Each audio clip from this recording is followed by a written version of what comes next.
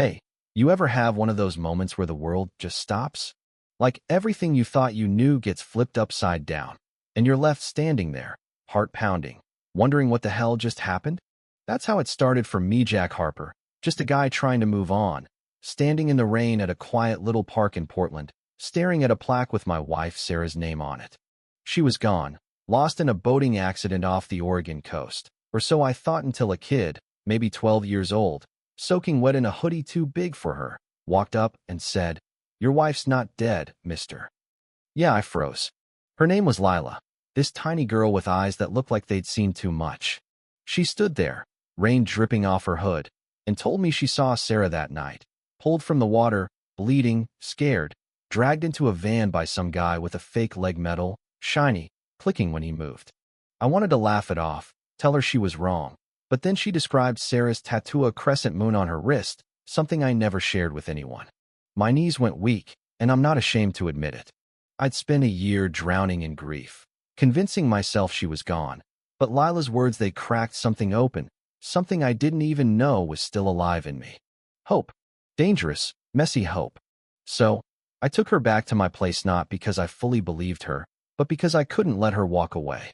Lila was a street kid, bouncing between shelters, invisible to most folks in this city.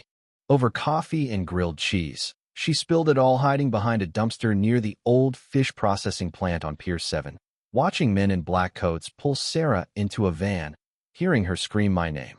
She even had a scarf, navy blue, with Sarah's initials stitched in silver. I held it, my hands shaking, because I'd given her that scarf for our 5th anniversary. Lila wasn't lying.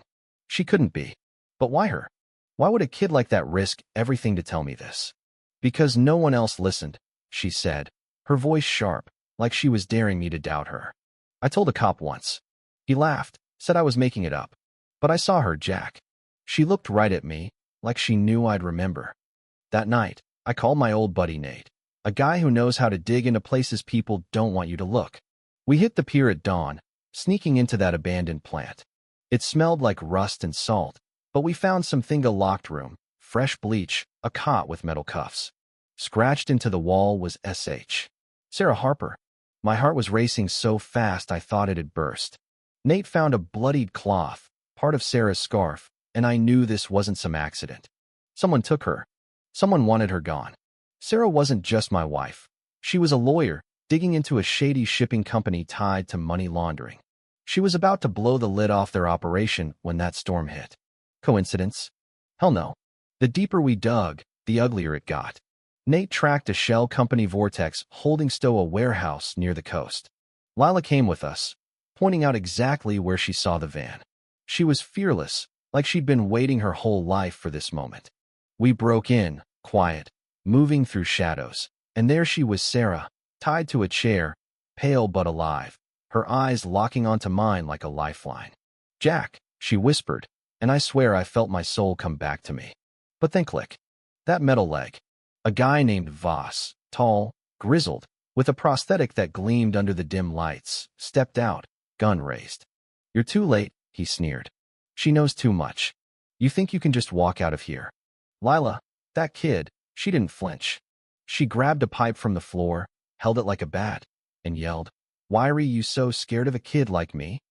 It was enough to throw him off, just for a second. Nate tackled him, and we got Sarah out, racing through the dark to a waiting van.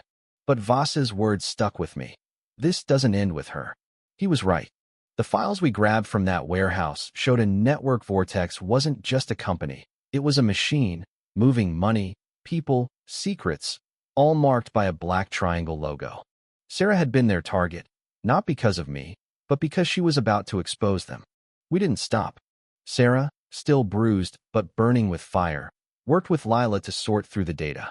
Lila, it turns out, had a memory like a steel-trapped sketch, faces, places, details no one else noticed. We found another named Clara Wade, a journalist who'd vanished after chasing the same leads. We tracked her to a fake research station off the coast, swam in under moonlight, and found her locked in a cage with others, all part of Vortex's trafficking ring. Clara looked at Lila and said, "You're the kid who saw her, aren't you?" Lila just nodded, helping her out like it was nothing. We blew that place sky high, Literally, Nate's little gift took out half the station as we sped away. Back home, we went public. Clara told her story on live TV, naming names, showing scars. The world exploded: protests, arrests, hashtags trending worldwide. Lila became a symbol, a kid who'd been invisible, now staring down a global empire. But it wasn't over.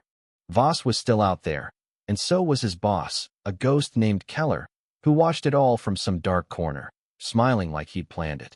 One night, we got a photo in the mail: Lila, years younger, circled in red with the words, "Fix the mistake." They'd known about her since she was a kid, since she saw something she shouldn't have at an old factory near her school. She wasn't just a witness to Sarah's abduction, she was a spark they couldn't put out. The final fight came in a desert archive outside Tucson, a fortress of secrets. We broke in, planted a transmitter, and broadcast everything: names, deals, to the world. Keller was there, calm as ever, saying, "You think this changes anything? Systems don't die." But we hit send, and every screen lit up with the truth. The world saw it all.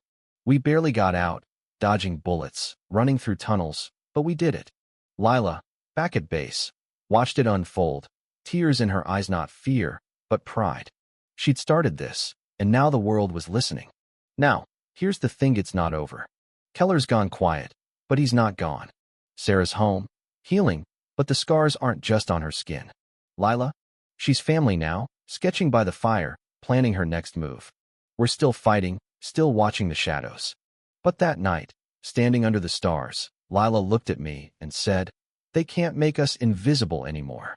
And damn, she's right. So what do you think? When the truth stares you in the face, do you look away, or do you fight? Drop a comment. Tell me where you're watching from, and let's talk what's worth standing up for in your world. Hit that subscribe button, because this story, it's not done yet.